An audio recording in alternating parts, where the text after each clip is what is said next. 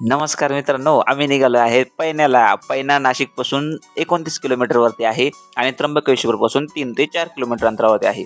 आता निघालो आम्ही पैण्याला आणि आता हा आहे द्वारकेकडे जाणारा जो नाशिकमधनं आडगावकडून जो द्वारकेला जातो तो वरचा ब्रिज. त्या ब्रिजवरून मी आणि विशाल एका गाडीवरती, सचिन आणि करण दोघंजण एका गाडीवरती. आम्ही तो ब्रिज क्रॉस केला आणि आता आलो आहे त्र्यंबकच्या जवळ. त्र्यंबकच्या जवळ जातो तसा पावसाचा जोर खूपच वाढत होता, कारण की त्र्यंबकेश्वरला मोठ्या प्रमाणावरती पाऊस पडतो आणि ते आम्हाला त्यांनी दाखवून दिलं. त्याच्यामुळे आम्ही रेनकोट वगैरे काही काढलेच नाही. रेनकोट घालूनच आम्ही तसंच पुढे गेलो. पुढे गेल्यानंतर आम्हाला आता ही त्र्यंबकेश्वरचं एक कमानी लागली. कमानीमधून आम्ही एंट्री मारली आणि आता आम्ही आलो आहे मंदिराजवळ.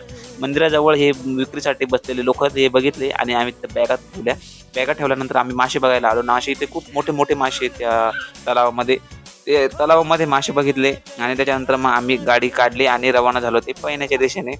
आणि बघता बघता पैना मात्र जवळच येत होता आणि तसंच आमच्यावाली एनर्जी पण खूपच हाय होत होती, कारण की दिसायला तर खूप लांब दिसत होता, परंतु एनर्जी आणि उत्सुकता एवढी होती का कधी आपण त्या धबधब्याखाली जाऊ आणि कधी आपण आनंद घेऊ. त्यासाठी आम्ही उतरलो आणि आता इथे उतरलो आणि इथून आम्ही आता पायी पायी जायचं ठरवलं आणि 1.5 ते 2 किलोमीटर होतं आणि इथं पळायलाच लागले. त्यांनी ते पैना बघितलं आणि पळायला सुरुवात केली आणि ते पाणी पण इतकं भारी असं थंड आणि असं शुद्ध असं पाणी होतं. त्या पाण्यामधून आम्ही सवार करत असं हळूहळू हळूहळू निघालो पैण्याच्या दिशेने. पुढं काही ठिकाणी रस्ते होते तर काही ठिकाणी रस्ते नव्हते. मग तिथून आम्ही रस्ते काढत काढत गेलो. आता पुढे आणि आनंद तर खूपच आमचा वाढत होता आणि पावसात आणि नशीब असं काय पाऊस तिथं थोडासा कमी होता. हे बघा या छोटे छोटे रस्ते याच्यामधून पळायला इतकी मजा यायची. इथं पाणी पूर्ण झाडांच्या याच्यावरती थांबलेलं राहायचं.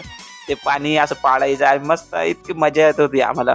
पुढे गेल्यानंतर मग आम्ही ठरवलं का आता नदीमध्ये उतरायचं पाण्यामध्ये आणि पाण्याचा थोडंसं आनंद घ्यायचा. मग आम्ही तिथे गेलो आणि मग मस्तपैकी उड्या मारल्या पाण्यामध्ये. मस्तपैकी सैर करत होतो आणि खूप आनंद होत होता.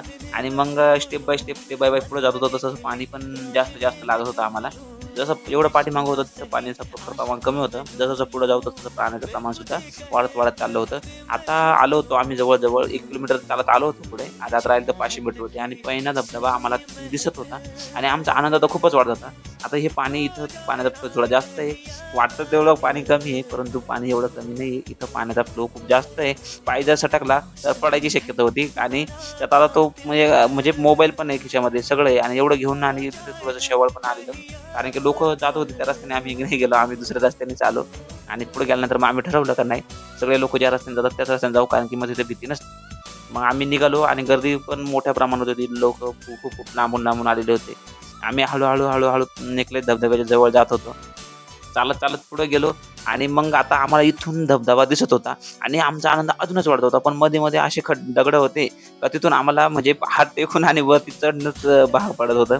आणि तरी पण आम्ही खूपच असा आनंद लुटत असा वरती गेलो आणि आता माझ्या पाठीमागे दिसतो तो नेकलेस धबधबा. इतका सुंदर दिसत होता लांबून, म्हणजे निसर्ग इतका सुंदर असतो ना का तो माणसाला खूपच असा अटॅक करतो. आणि तिथं गेल्यानंतर जो आनंद भेटतो ना तो कुठंच भेटत नाही. आता हे पाणी वरनं पडतंय, पाण्यामध्ये आपल्याला भिजायचंय, किती आनंद आणि आनंदच आहे असं. आणि असं माणसाच्या मनाला आहे ना असं मोह करून टाकतो आणि खूपच आनंद देतो असं. आणि मी तिथे गेलो, मला तर खूप असं म्हणजे पाण्यामध्ये भिजायचं असंच वाटत होतं. पण ठीक आहे, थँक्यू. तुम्ही बी एकदा पैण्याला जाऊन या. धन्यवाद. जय हिंद, जय महाराष्ट्र.